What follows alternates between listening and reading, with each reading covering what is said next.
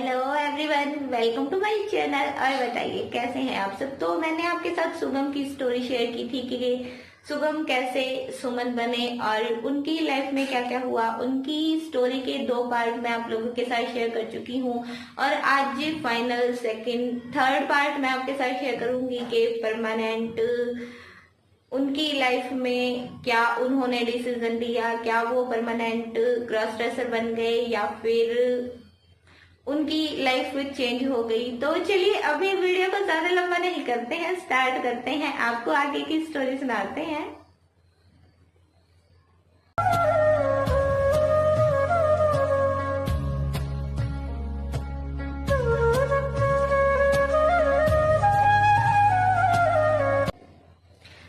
सुगम की फ्रेंडशिप हो जाती है एक ऐसे इंसान से जिसकी वाइफ उसको छोड़कर चली गई थी और उसके 2 बच्चे भी थे। सुगम पहले उनसे फेसबुक पर मतलब ऑनलाइन ही बात करते थे, बट जब उन्होंने ज्यादा फोर्स किया तो एक बार सुगम उनसे रेस्टोरेंट में मिलते हैं और रेस्टोरेंट में वो एक नॉर्मल बॉय की तरह जाते हैं जो उनका रियल फेस था।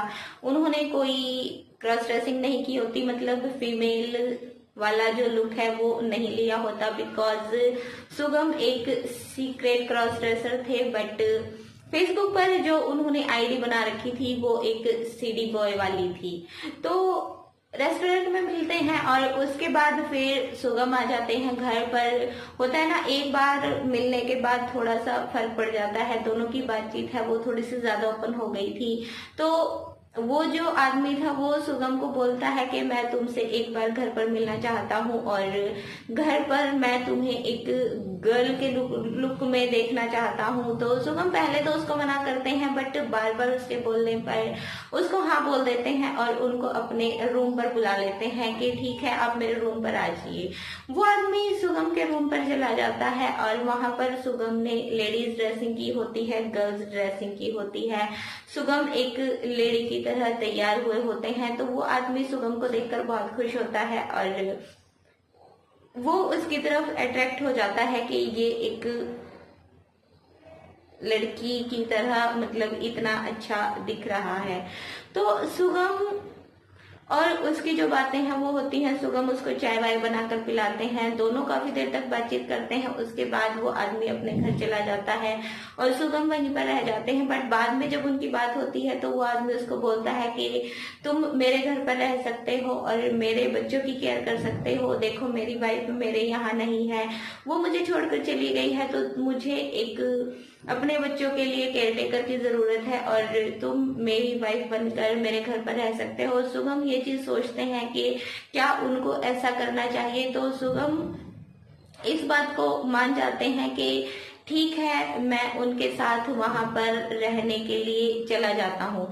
सुगम उस आदमी के साथ उसके घर पे चले जाते हैं और वहां पर जाने के बाद वो आदमी सुगम को मतलब अपनी वाइफ की तरह ट्रीट करता है, उसकी मांग में सिंदूर भर देता है, उसके गले में मंगलसूत्र पहना देता है और अपनी वाइफ की जो कबर्ड है वो खोलकर उसके सामने उसको बोल देता है कि ये सब आज से तुम्हारा है और तुम ये सब पहन भी सकती हो और इस सब को यूज कर सकती हो और इस घर में तुम एक मालकिन की तरह रह सकती हो, तुम्हें कोई प्रॉब्लम नहीं होगी, तुम्हारा जो कॉलेज का खर्चा है वो भी मैं उठाऊंगा, तुम्हें किसी तरह की कोई दिक्कत नहीं होगी।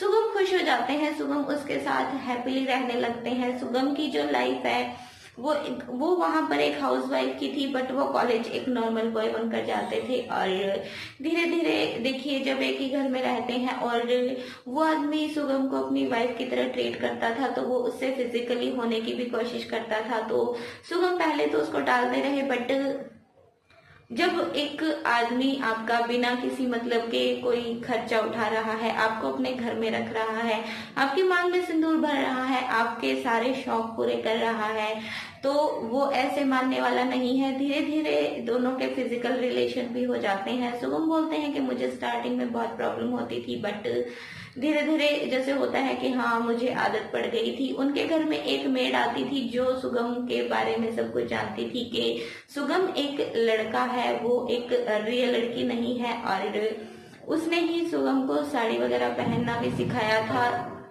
और एक अच्छी तरह से मेकअप करना भी सिखाया था। वो सुगम को अपनी बेटी की तरह बहुत प्यार से बात करती थी, उसको हर चीज समझाती थी। तो सुगम का और उनकी जो मेड था उसका रिलेशन बहुत अच्छा बन गया था। तो वो सुगम को एक चीज बोलती थी कि कल को तुम इस आदमी के चक्कर में, इसके बच्चों को संभालने के चक्कर में अपनी जो जिंदगी है उसको बर्बाद मत कर लेना, बिकॉज तुम एक लड़के हो और तुम एक औरत की जो जिंदगी है वो गुजार रहे हो, तुम उस आदमी के साथ फिजिकल भी हो रहे हो। कल को अगर इसको कोई सुंदर औरत मिल जाती है तो ये तुम्हें छोड़ भी सकता है, और आगे तुम अपनी लाइफ में क्या करोगे। और धीरे धीरे सुगम के माइंड में वो जो आंटी थी, जो मेड थी, उसकी बातें आती जा रही थी। बट सुगम को आदत भी हो गई थी उस आदमी के साथ रहने की, उसके साथ हर रिलेशन को ढंग से निभाने की, उसके बच्चों की केयर करने की, उसका घर संभालने की। बट सुगम का जब फर्स्ट ईयर का रिजल्ट आता है तो वो दो जो उसके पेपर होते हैं उसमें उनकी री आ जाती है, सप्ली आ जाती है। सुगम को थोड़ा अफसोस होता है कि मैं इनकी जो लाइफ है उसमें इतना मतलब बिजी हो गया हूँ, इतना घुल मिल गया हूँ कि मैं अपनी पढ़ाई की तरफ ध्यान ही नहीं दे पा रहा हूँ। ऐसे ही धीरे धीरे सेकेंड ईयर भी चलता रहता है, और सेकेंड ईयर के चलते फर्स्ट ईयर की री कंप्लीट करते हैं सुगम, और उनकी सेकेंड ईयर में भी एक पेपर में फिर से री आ जाती है। और जब सुगम फाइनल ईयर में पहुंचते हैं तो आंटी की बातें बार बार सुनकर और अपनी पढ़ाई पर ढंग से फोकस ना कर सकता था सुगम, और उसकी एकदम लाइफ भी चेंज हो गई थी। वो बॉय के रूप में तो अपनी लाइफ को एंजॉय ही नहीं कर पाते थे। तो धीरे धीरे सुगम को एक चीज फील होने लगी कि मैं अपना जो फ्यूचर है उसको खराब कर रहा हूँ, और अपने फ्यूचर को सिक्योर करने के लिए मुझे ये सब छोड़ना होगा। तो सुगम ये चीजें सोचते हैं। फाइनल ईयर में जाने के बाद सुगम उस आदमी से अलग हो जाते हैं, वो अपना रूम अलग से लेकर रहने लगते हैं, और उससे जो सब रिलेशंस हैं वो खत्म कर देते हैं। और सुगम खुद से एक प्रॉमिस भी करते हैं कि वो अब क्रॉस ड्रेसिंग कभी नहीं करेंगे, वो एक नॉर्मल बॉय वाली जो लाइफ होती है वो स्पेंड करेंगे, और ऐसी उल्टी सीधी बातों में कभी वो ध्यान नहीं देंगे। सुगम ने एक चीज बहुत अच्छी सोची कि उन्होंने बीच में गलती की, पर एक समझदार लड़के की तरह उन्होंने ये चीज सोची कि एक लड़के की जो लाइफ होती है वो एक लड़का बनकर जॉब करके स्टडी करके ही आगे सक्सेसफुल होती है। तो अभी सुगम बोल रहे थे कि मैंने सुमन बनना बिल्कुल छोड़ दिया है, मैंने क्रॉस ड्रेसिंग करनी बिल्कुल छोड़ दी है, और अभी मैं क्रॉस ड्रेसर से बात भी नहीं करता हूँ। और मैं अपनी स्टोरी इसलिए शेयर कर रहा हूँ ताकि जो कोई भी इस रास्ते पर चलता है वो एक चीज समझे कि ये किसी भी लड़के की लाइफ का एम नहीं है। कोई भी लड़का ऐसे क्रॉस ड्रेसिंग करके अपना जो फ्यूचर है उसको सिक्योर नहीं कर सकता। देखिए, गर्ल्स की लाइफ और बॉयज की लाइफ अलग अलग होती है, दोनों के लाइफ में अलग अलग एम्स होते हैं। कोई लड़का किसी की हाउसवाइफ बनकर नहीं रह सकता है, बिकॉज बॉयज हस्बैंड बनते हैं, उनको घर संभालना होता है। देखिए, काम करना अलग चीज होती है, कपड़े पहनना भी अलग चीज होती है। मैं नहीं बोलती हूँ, सबके शौक अलग अलग होते हैं। किसी को कोई चीज पसंद होती है, लड़कियों को जीन्स पहनना पसंद होता है, लड़कों को भी हो सकता है साड़ी सूट पहनना पसंद आ जाए। बट एक एम होता है लाइफ का कि हाँ, बॉयज को अपनी लाइफ में आगे चलकर ये चीजें करनी है और गर्ल्स को अपनी लाइफ में आगे चलकर ये चीजें करनी हो। अगर दोनों को चेंज करने की हम कोशिश करेंगे तो उसमें बहुत सारी मुसीबतें सामने आती हैं। और आई थिंक अगर किसी बॉय को परमानेंट एक हाउसवाइफ बनाकर किसी घर में रखा जाए तो वो अपनी जो फुल लाइफ है उसको एक हाउसवाइफ के रूप में कभी स्पेंड नहीं कर पाएगी, बिकॉज ये क्वालिटी सिर्फ गर्ल्स को दी होती है, लेडीज को दी होती है कि वो अपने घर को इतनी अच्छी तरह से संभाल पाती हैं, बेबी को बर्थ कर पाती हैं, उनकी केयर कर पाती हैं, और फिर अपने बच्चों को इस तरह से वो परवरिश करती हैं कि वो आगे चलकर एक अच्छा इंसान बन पाए।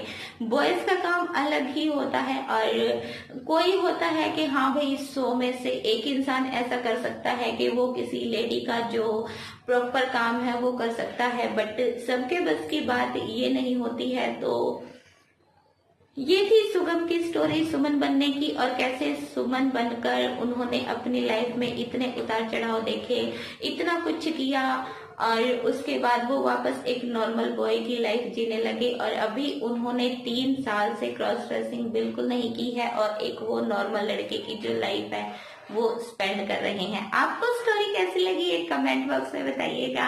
अच्छी लगी हो तो वीडियो को लाइक कर दीजिएगा, शेयर कर दीजिएगा। और क्रॉस ड्रेसर्स से मेरी एक अपील है कि वो अपनी जो थॉट है उसको एक हद तक रखें, उसको इतनी ज्यादा खुद पर हावी ना होने दें कि उनका जो एम है लाइफ का वो ही इस चीज के नीचे खत्म हो जाए। शौक अलग चीज होती है बट रियलिटी अलग चीज होती है। कोई इंसान सोचता कुछ है बट जरूरी नहीं है कि आपकी लाइफ का वो एम भी बन जाएगा। तो मैं तो यही बोलना चाहती हूँ कि फालतू की टेंशन्स को, फालतू की दिक्कतों को अपनी लाइफ में आने का मौका ही मत दीजिए और वही कीजिए जो आपको आगे लाइफ में हैप्पीनेस दे, आपको सक्सेसफुल बनाए। तो अभी आपको मिलेंगे नेक्स्ट टाइम, तब तक के लिए हैप्पी रहें, हेल्दी रहें, अपने आसपास साफ सफाई का ध्यान रखें और अभी के लिए bye bye, take care and thank you so much for watching.